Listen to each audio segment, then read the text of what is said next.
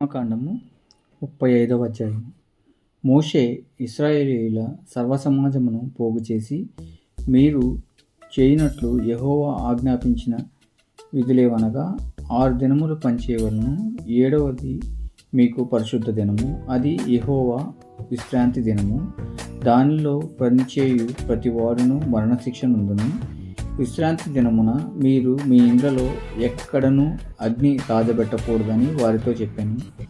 మరియు మోషే ఇశ్రాయేలీయులైన సర్వసమాజముతో ఇట్లనెను, యెహోవా ఆజ్ఞాపించినదేమనగా, మీరు మీలో నుండి యెహోవాకు అర్పణము పోగు చేయుడి. ఎట్లనగా, బుద్ధి పుట్టిన ప్రతివాడు యెహోవా సేవ నిమిత్తము బంగారు, వెండి, ఇత్తడి, నీల, ధూమ్ర రక్త వర్ణములు, సన్న నార, మేక వెంట్రుకలు, ఎర్ర రంగు వేసిన పొట్టేళ్ళు తోళ్ళు, సముద్ర వత్సల తోళ్ళు, తుమ్మకర్ర, ప్రదీపమునకు తైలము, అభిషేకం తైలమునకును, పరిమళ ద్రవ్య ధూపమునకును, సుగంధ సంభరములు, ఏఫోదుకును, పతాకమునకును, లేత పచ్చలను, చెక్కు రత్నములను తీసుకొని రావాలను. మరియు వివేక హృదయులందరూ వచ్చి యెహోవా ఆజ్ఞాపించినవన్నీ చేయవలెను.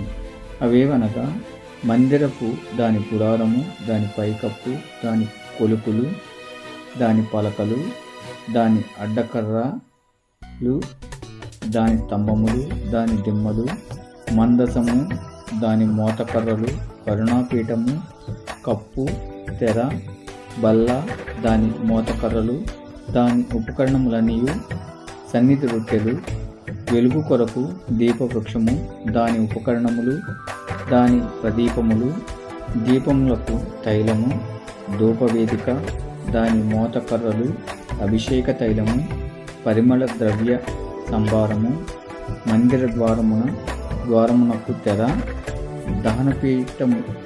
దహన బలిపీఠము, దానికి కలిగిన ఇత్తడి జల్లెడ, దాని మోతకర్రలు, దాని ఉపకరణములన్నీయు, గంగాళము, దాని పీట, ఆవరణపు తెరలు, దాని స్తంభములు, వాటి దిమ్మలు, ఆవరణ ద్వారమునకు తెర, మందిరమునకు మేకులు, ఆవరణమునకు మేకులు, వాటికి త్రాళ్ళు, పరిశుద్ధ స్థలములో సేవ చేయుటకు సేవా వస్త్రములు, అనగా యాజకుడైన అహరోనుకు ప్రతిష్ఠిత వస్త్రములు, యాజకులకు నట్లు అతని కుమారులకును వస్త్రములు నవియే అనెను.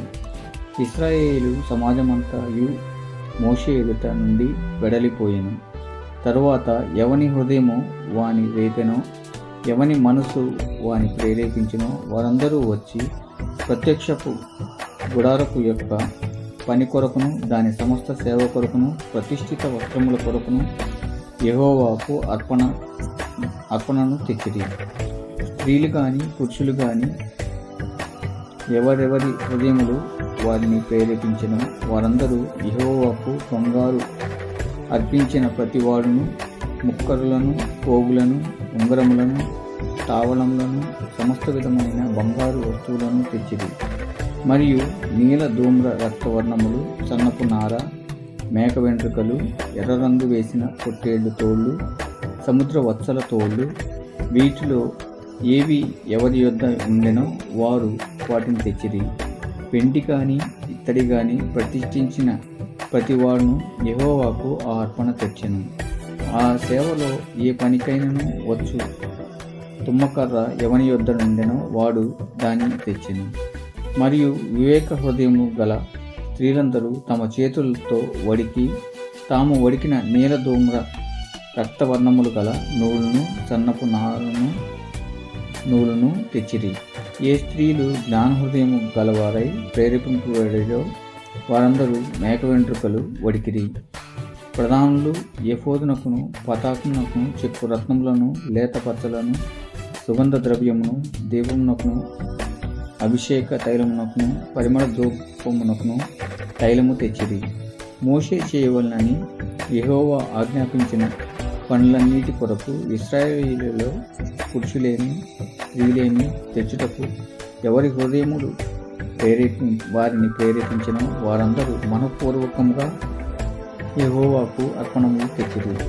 మరియు మోషే ఇశ్రాయేలీయులతో ఇట్లనెను, చూడుడి, యెహోవా ఊరు కుమారులను హూరు మనవుడైన బెసలేలును పేరు పెట్టి పిలిచి విచిత్రమైన పనులకు కల్పించుటకు, బంగారుతోనూ వెండితోనూ ఇత్తడితోనూ పనిచేయుటకును, రత్నములు సానబెట్టి పొదుగుటకును చెక్కుటకును, విచిత్రమైన పనులన్నిటి చేయుటకును, వారికి ప్రజ్ఞ వివేక జ్ఞానములు కలుగునట్లు దేవుని ఆత్మతో వాని నింపి ఉన్నాడు.